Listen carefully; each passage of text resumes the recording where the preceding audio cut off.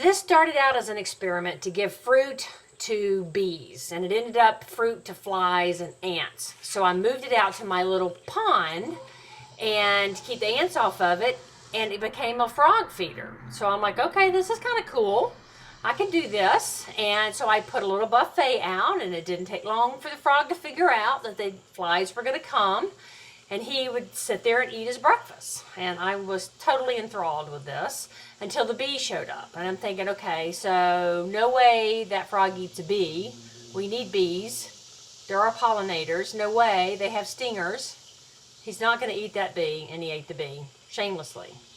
So then he's sitting on the rock now, and he's still concentrating. There's a little wren with her worm saying, look what I've got. But he paid her no attention.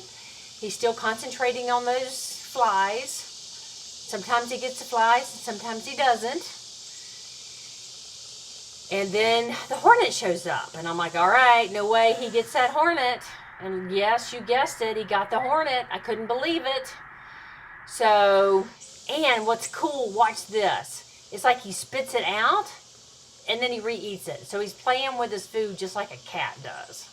So I'm starting to question this whole thing. He just sits there like he's got a seat at the buffet table, and he's chowing down on flies. And for whatever reason, I don't mind the flies so much, but I don't want to be luring the bees to their death. He gets a tummy full, he suns himself on a rock for a little while, and then I'm trying to figure out how can I do this without bees, right?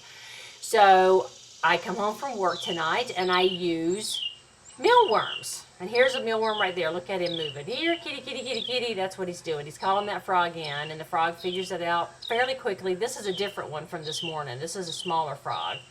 But he eats the worm just fine. And then here he's going again. Going to get that one on the rock. Yep, he's pretty good about that. And then dang it all if the little Carolina wren doesn't show up again. Now she's figured out where I'm putting the worms for the frog.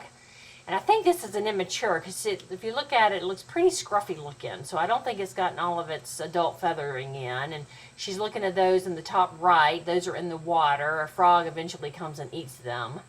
But so she's a little hesitant about going down there to that rock, but she eventually does. And she gets that worm. So that's it. Enjoy.